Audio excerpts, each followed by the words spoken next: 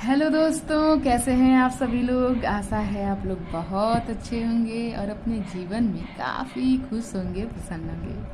तो दोस्तों, स्वागत है आप सभी का आपके अपने ही चैनल जिसका नाम है ज्ञानवंत, और जहां हम लोग करते हैं कुछ ज्ञान की बातें। तो दोस्तों, आज का संपादकीय लेख लेकर प्रस्तुत हूँ मैं। और जैसा कि आप लोग देख ही रहे होंगे, आज का संपादकीय लेख महिलाओं से संबंधित है और महिलाओं के श्रम का अवमूल्यन आज का टॉपिक है। तो आज का टॉपिक बिल्कुल अलग है, डेली के टॉपिक से बिल्कुल हटके है।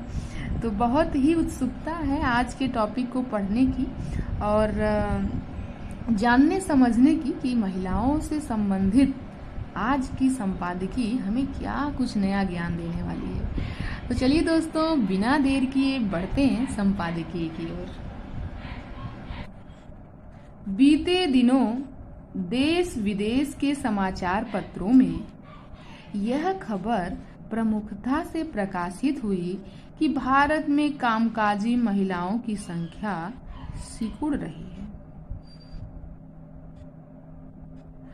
इसमें centre for monitoring Indian economy की एक रिपोर्ट के हवाले से बताया गया कि 2022 में देश में मात्र 10% कामकाजी उम्र की महिलाएं या तो कार्यरत थीं या नौकरी की तलाश में थीं। सिर्फ 10%, बहुत ही कम है 10%।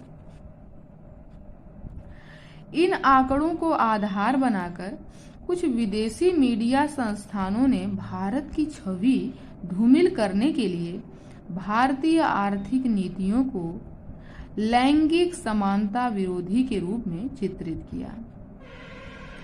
ऐसा पहली बार नहीं हुआ है। अंतर्राष्ट्रीय एजेंसियों द्वारा किए गए ऐसे कई अध्ययन येन केन प्रकारेण इस असत्य को स्थापित करने का ही प्रयास करते आए हैं कि भारत का आर्थिक विकास मॉडल लैंगिक समानता को स्थापित करने में पूर्णतः असफल रहा है। ऐसे में असत्य तथा सत्य के मध्य छिपी वास्तविकता को सामने लाने के लिए कुछ महत्वपूर्ण ऐसे में असत्य तथा सत्य के मध्य छिपी वास्तविकता को सामने लाने के लिए कुछ महत्वपूर्ण तथ्यों पर गंभीरता से चर्चा आवश्यक है। किसी भी देश की आर्थिक समीक्षा तथा कार्यबल का विश्लेषण करने से पूर्व उस देश की पृष्ठभूमि को ध्यान में रखना बहुत आवश्यक होता है। स्मरण रहे कि औद्योगिक देशों और कृषि प्रधान देशों में महिलाओं के कामकाजी स्तर के आकलन की पद्धति बिल्कुल अलग होती है। यदि इस दृष्टिकोण की अवहेलना की जाती है तो भारत जैसे कृषि प्रधान देश के आर्थिक सर्वेक्षण के वही परिणाम आएंगे जो लैंगिक समानता के विरोधी प्रतीत होते हैं। जिन देशों को महिला अधिकारों के संरक्षणकर्ता के रूप में दिखाया जाता है, उनमें से अधिकांश की आर्थिक संरचना औद्योगिक ढांचे पर खड़ी है।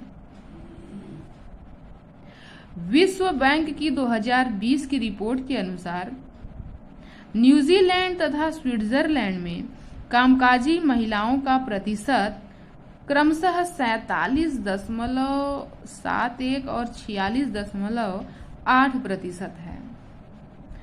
कहाँ का? न्यूजीलैंड और स्विट्जरलैंड। परंतु वहां कृषि कार्य में संलग्न महिलाओं का प्रतिशत मात्र 3.6 और 2.6% है।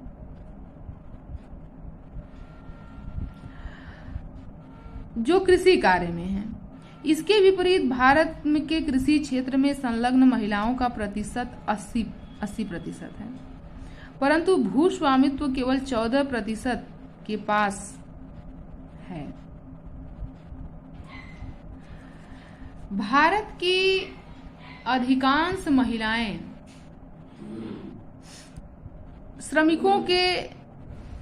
अधिकांश महिला श्रमिकों के श्रम की आर्थिक गणना ही नहीं हो पाती, क्योंकि वे परिवार के खेतों में कार्य करती हैं। भले ही वे किसी अन्य के जितना ही काम करती हैं, लेकिन उनके काम की स्थिति पारिवारिक सहयोग में गिनी जाती है। Mountain research and development general ने उत्तराखंड में खेती तथा उससे संबंधित कार्यों से जुड़ी हुई महिलाओं पर अध्ययन में उस सत्य को उजागर किया था जिसे दशकों से सामने लाने की आवश्यकता थी। सर्वेक्षण के दौरान महिलाओं से उनके कार्य के संबंध में पूछा गया तो उनका उत्तर था कि वह कोई कार्य नहीं करती, परंतु जब उनके कार्यों का विश्लेषण किया गया तो ज्ञात हुआ कि परिवार के पुरुष औसतन 9 घंटे काम कर रहे हैं और जबकि महिलाएं 16 घंटे काम कर रही हैं। अगर तत्कालीन सरकारी दरों पर उनके काम के लिए न्यूनतम भुगतान किया जाए तो पुरुष को 128 रुपये प्रतिदिन और महिला को 228 रुपये प्रतिदिन प्राप्त होते। कुछ ऐसी ही स्थिति शहरी क्षेत्रों की भी है, जहां पारिवारिक व्यापार और कुटीर उद्योगों में महिलाएं परिवार के पुरुष सदस्यों के बराबर ही कार्य करती हैं, परंतु वे अर्थशास्त्र में कामकाजी महिलाओं की निर्दिष्ट परिभाषा के दायरे से बाहर आ जाती हैं। इसीलिए उनके कार्य की आर्थिक गणना का मूल्य शून्य होता है। दूसरा महत्वपूर्ण तथ्य यह है कि कामकाजी महिलाओं से संबंधित उसी समयावधि में पीरियाडिक लेबर फोर्स सर्वे की रिपोर्ट कुछ अलग आंकड़े प्रस्तुत करती है। जुलाई 2021 से जून 2022 के मध्य 14,012 गांवों तथा 11,511 शहरी ब्लॉक के सर्वेक्षण पर आधारित आंकड़े बताते हैं कि ग्रामीण क्षेत्रों में 35.8% तथा शहरी क्षेत्रों में 21.9% महिलाएं कामकाजी हैं।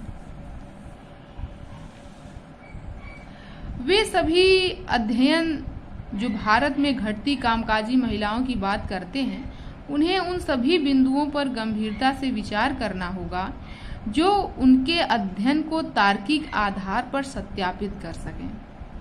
ऐसे सर्वेक्षणों में जितना महत्व चयनित इकाइयों का होता है, उससे अधिक सर्वेक्षणकर्ताओं की उस दृष्टि का होता है जो प्रश्नावली में अंकित प्रश्नों से परे सत्य को ढूंढने का प्रयास करती है। अगर 2011 में उत्तराखंड के अंचलों में हुए कामकाजी महिलाओं के अध्ययन को प्रश्नावली के दायरे तक ही बांध दिया जाता तो उसके परिणाम पुनः उसी तथ्य को स्थापित करते कि भारत में कामकाजी महिलाओं की संख्या बहुत कम है। निसंदेह महिलाओं का आर्थिक सशक्तिकरण अन्य सकारात्मक विकास परिणामों के अलावा उत्पादकता, आर्थिक विविधीकरण तथा आय समानता को बढ़ाता है। जिन महिलाओं का श्रम पारिवारिक सहायता की गणना में आता है मगर अर्जित आमदनी के रूप में नहीं, तो उनके संबंध में गंभीरता से विचार करना होगा। साझा स्वामित्व इसका बेहतर हल है। इस संबंध में स्पेनिश सरकार की पहल के बारे में जानना आवश्यक है, जो भूस्वामित्व पर महिलाओं के साझा अधिकार से जुड़ी है। इस पहल का उद्देश्य ग्रामीण अंचलों में महिलाओं को पुरुषों के समान अधिकार देना है, ताकि उनके श्रम का आर्थिक मूल्यांकन संभव हो। भारत जैसे कृषि प्रधान देश में क्या यह आवश्यक नहीं हो जाता कि कृषि भूमि पर महिलाओं के स्वामित्व को लेकर नीति नियंता गंभीरता से विचार करें, और यह भी आवश्यक है कि कामकाजी महिलाओं की परिभाषा को बृहद किया जाए, अन्यथा उनके श्रम का यूं ही अवमूल्यन होता रहेगा तथा भारत में स्वीकृति कामकाजी महिलाओं के आंकड़ों को प्रस्तुत कर भारत की सामाजिक और आर्थिक नीतियों पर बेवजह अंगुली उठाई जाती रहेगी। तो लेखिका हैं, समाजशास्त्र की यह प्रोफेसर हैं और इनका नाम है रितु सारस्वत। रितु सारस्वत जी का यह लेख जो है काफ़ी अच्छा था और काफ़ी अच्छा ज्ञान देने वाला रहा कि किस तरीके से महिलाएं जो हैं इतना अधिक मेहनत करती हैं, दिन भर कार्य करती हैं, और आंकड़ों से यह पता भी हमें चला है कि लगभग 16 घंटे वर्क जो है महिलाएं कर रही हैं। इसके बावजूद यह कहा जा रहा है कि महिलाएं कामकाजी नहीं हैं। और रितु सारस्वत जी का यह मानना है कि भारत में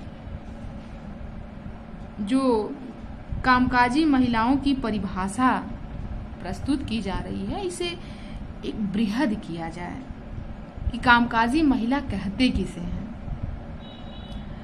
और नहीं तो जो महिलाएं श्रम कर रही हैं, मेहनत कर रही हैं, उनके श्रम का इसी तरह अवमूल्यन होता रहेगा, उनके कार्य की कहीं गणना नहीं होगी।